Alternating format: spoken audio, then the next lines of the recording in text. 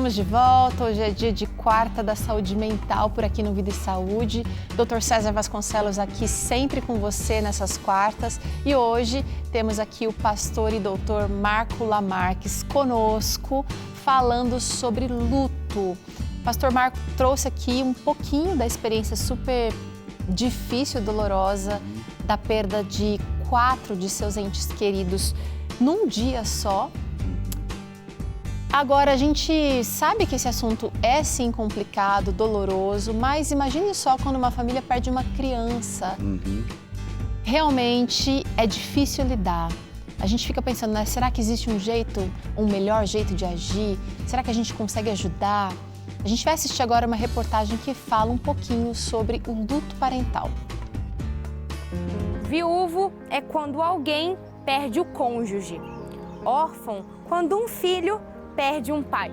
Mas e quando a ordem das coisas se misturam? Quando um pai perde o filho, qual que é o nome que se dá? É um luto não reconhecido pela sociedade. É um luto que a pessoa sofre na maioria das vezes sozinha.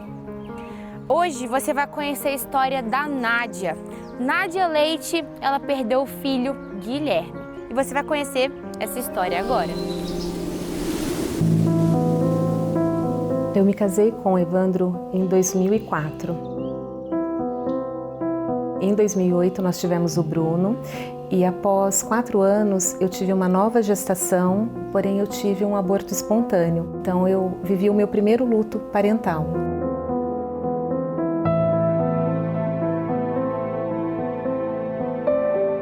Depois de uns 3 meses, eu tive uma nova gestação, que daí foi onde eu gestei o Guilherme. E o Guilherme, ele nasceu um bebê perfeito, né? A gestação foi uma gestação muito tranquila, porém, após o nascimento, ele começou a apresentar pequenas malformações. Além das pequenas anomalias pelo corpo, o Gui também possuía dificuldade respiratória.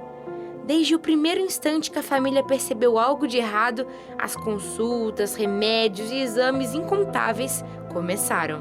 Ele precisou fazer uma cirurgia com mais ou menos 3 meses de vida e após essa cirurgia ele teve a primeira parada cardiorrespiratória dele. E daí a partir desse momento realmente ficou confirmado que algo existia. Como ele tinha uma doença progressiva, a doença progredia a cada dia, né? Então ele nasceu perfeito e ele foi perdendo os movimentos, né? Então no final da vida dele, né, ele faleceu com 7 meses, ele já tinha traqueostomia, gastrostomia, ileostomia, então ele já era um bebê totalmente comprometido. O Gui possuía uma doença rara neurometabólica progressiva, chamada gangliosidose GN1. Nádia e a família viveram um luto antecipatório, 1 ano e 7 meses sofrendo por cada perda. Enterrar um filho é um cenário de um filme de terror. Quem nunca passou por isso não gosta nem de imaginar, de tocar no assunto. Mas e quem já passou? Como lidar? O luto saudável é um luto que você ajusta, né? Que você ora visita a dor, ora você faz esse ajustamento para a realidade, né? E cada um lida com o luto de uma forma, né? Então eu falo, o luto ele é um processo muito singular, ele é muito pessoal, né? Então não tem certo e não tem errado.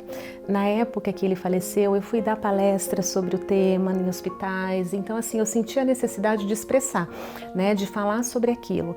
Já o meu marido, ele silenciou. Né? Para ele foi muito difícil, né? Então ele ficou muito calado, né? E até hoje ele fala muito pouco sobre o tema, né? Então essa é a forma dele lidar e não significa que ele não esteja sofrendo. Ele sofreu e sofre muito. E além da mãe, do pai, existe toda uma família que também é atingida por uma dor imensurável. Meu pai, ele sempre teve um vínculo muito forte com os meus filhos, com o Guilherme de uma forma muito especial. O Gui foi um vínculo que eu criei com ele quando estava no hospital. Nós ficamos lá 2 meses em São Paulo, na UTI, né? E eu revisando com a Nádia. Então, quando ele partiu, eu senti a necessidade de manter esse catavento virando. Isso para mim é uma forma de dizer, ele está aqui. E toda vez que eu chego aqui, eu falava no hospital, Gui, o vovô chegou, o vovô está indo, o vovô volta. E isso mantenha de uma forma, ele vivo dentro de mim. Eu acho uma fala muito linda do meu pai, ele diz para mim até hoje, né? Ele fala, você me tirou da depressão, da dor, do sofrimento, né? Então eu falo, além de ter que lidar com a minha dor, eu precisava também ajudar as outras pessoas, né? Então, meu pai, eu me lembro que a gente foi fazer cursos de culinária junto, depois logo no pós, né, morte do Guilherme, a gente foi fazer hidroginástica, né, e até hoje ele faz, né? Então, eu fui ajudá-lo. O Bruno, a gente sempre falou muito e a gente ia muito ao cemitério juntos, né? Então, a gente levava flores, a gente levava brinquedo. E o luto parental também envolve muita renúncia. Afinal, cada um enfrenta a dor de uma forma diferente. O que para uma pessoa pode ser uma lembrança, saudade, homenagem, para outra pode ser sofrimento. É importante saber respeitar a dor do outro. E para tentar amenizar a dor da pior experiência vivida pelo ser humano, uma lei foi desenvolvida para trazer amparo, direitos e proteção. Durante o meu processo de luto, Sara, eu conheci a ONG Amada Helena, que é uma ONG, né, que oferece apoio a pais enlutados. Esse ano em especial, eu acompanhando o Instagram da ONG, eu vi que eles estavam pedindo voluntários, né, pais enlutados ou profissionais da saúde que pudessem ampliar uma lei já existente no Rio Grande do Sul, tá? Então essa lei de conscientização do luto parental já é uma lei existente, né, em outro estado, porém o objetivo era que a gente pudesse ampliar semanas de conscientização sobre o luto parental nos municípios do Brasil. E o objetivo dessa lei é criar espaços de fala sobre o tema do luto, né? Porque, como eu falei, a gente sabe que socialmente as pessoas querem nos tirar da dor, né? Mas nós precisamos falar sobre essa dor, né? Porque é muito perigoso não falar sobre. Então, o objetivo é capacitar profissionais da saúde, da educação, da assistência, da segurança pública, para que os equipamentos, né, públicos saibam acolher pais enlutados, né? Consigam falar com esses pais. Tá? Então esse é o objetivo. Que é a cartilha, né, que você comentou? Sim, sim. Essa cartilha oferece orientações. Então, como é o luto da criança, como é o luto dos avós, como é o luto do pai, né? Então, os riscos de adoecimento, os riscos dos lutos, né, se tornarem complicados. Então, uma cartilha orientativa que está disponível, né, no site da ONG.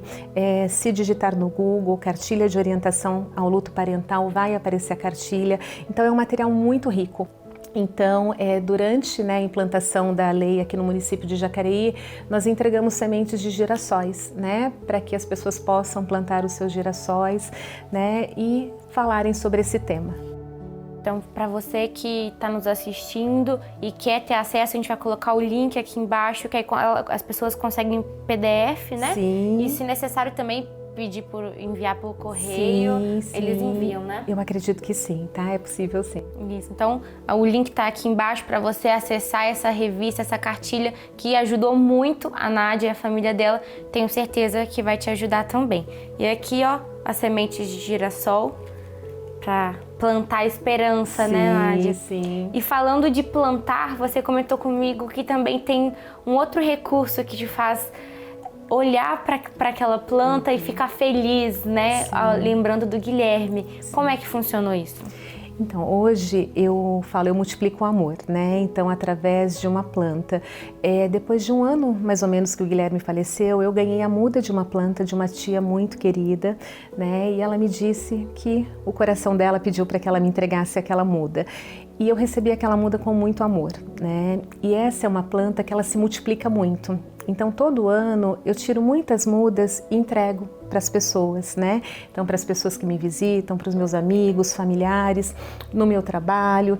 Então, eu falo, aonde eu vou, eu sinto a presença do Guilherme, né? Porque o Guilherme está em todos os lares que eu frequento. E é essa planta aqui. Tá, então ela é uma mini espada de São Jorge, né? Então é uma plantinha que eu mantenho no consultório, mantenho em casa, mantenho em todos os lugares e entrego para as pessoas, né? Então eu falo, e sempre que sair uma mudinha, eu sempre sugiro, tire essa mudinha, replante e entregue para alguém que você ama, né? Então é uma forma da gente multiplicar o amor e para mim isso fez muito significado e faz até hoje. A Nádia eternizou o Guilherme através de uma plantinha. E assim, ela também ajuda o planeta com mais oxigênio.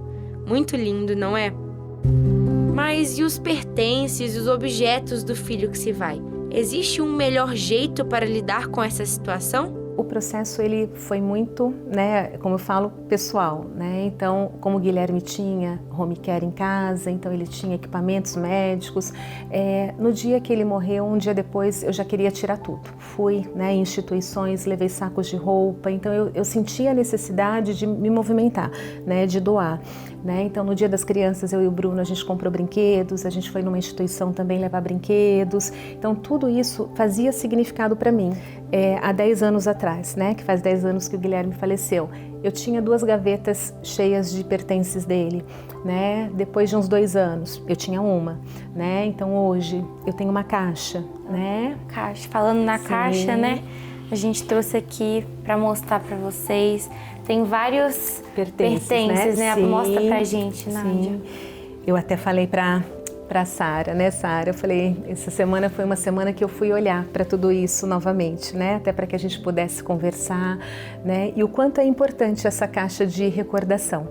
Então aqui, na verdade, eu deixava o que fazia significado para mim, lembrando que não tem certo, não tem errado, Então assim, muitas vezes, algumas pessoas podem olhar e falar, nossa, mas para que guardar uma esponja, Mas era a esponja que eu dava banho nele, Então essa esponja, até ontem eu cheirei, ela tem o cheirinho dele até hoje, Então, para mim fazia muito sentido, Então, assim, como o Gui não usava sapatinhos, que ele era camado, ele sempre tinha meinhas, Então, assim, uma meinha que para mim me remete muito, aos pezinhos, ao cuidado.